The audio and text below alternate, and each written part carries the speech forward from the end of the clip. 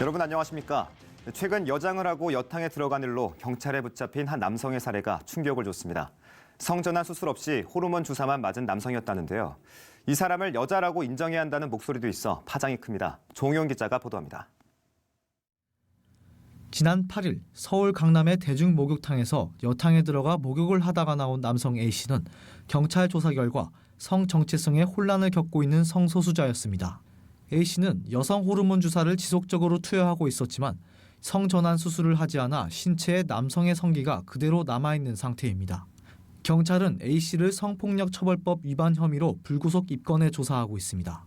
하지만 일각에서는 성소수자 A씨가 자신을 오랫동안 여자라고 생각하고 있었다면 성적 욕망 때문에 여탕에 들어갔다고 보기 어렵고 해당 혐의를 적용할 수 없다는 견해도 내놓고 있습니다.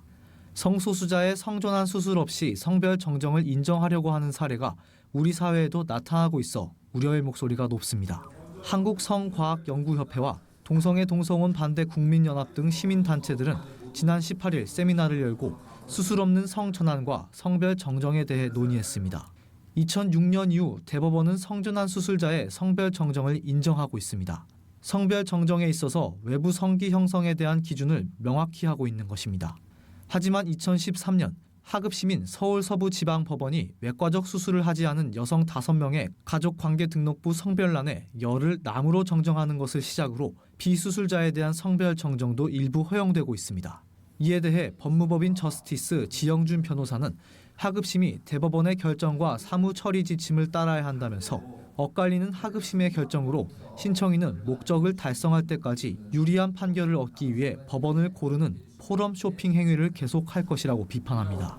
뿐만 아니라 성별을 구별하는 법체계의 혼란을 일으키고 헌법이 허용하지 않는 동성혼을 결국 인정할 수밖에 없는 상황을 만들 우려가 있다고 덧붙였습니다. 이 사람들이 스스로 이 하급심 판례를 평가할 때 뭐라고 하냐면 이것은 한층 젠더 이론에 가까워지고 명약관의 원칙에 되게 근접한 판결이라고 하면서 평가를 합니다.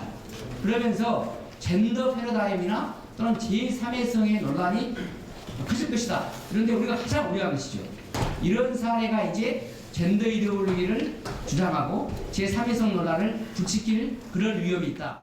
성전환자를 포함해 성소수자에 대한 사회나 법률적 불평등이 존재하지 않음에도 이들은 법에 명시된 규칙과 의무도 어긴 채 무리한 성별 정정만 요구하고 있다는 지적이 이어집니다. 사단법인 크레도 전윤성 미국 변호사는 성별 정정에서 성전환 수술 요건을 폐지한다면 남녀 성별 이분법 제도가 사라지고 자신이 원하는 성을 무조건 인정해줘야 하는 상황이 사회를 어지럽힐 것이라고 경고합니다.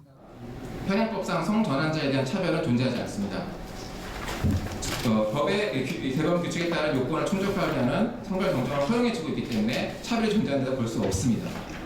그리고 성별 정정 시에 성전환 수술 요건을 해주는 요건을 요구하는 것은 생물학적 성 결정 기준의 반영이기 때문에 반드시 유지를 해야 합니다.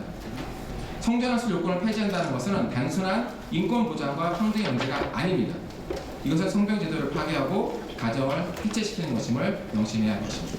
성전환 하사의 군복무 문제 등 계속되는 젠더 논쟁과 남녀 성별 구분의 파괴 시도가 이슈가 되고 있어 젠더 전환의 문제에 대해 사회적 합의가 필요할 것으로 보입니다.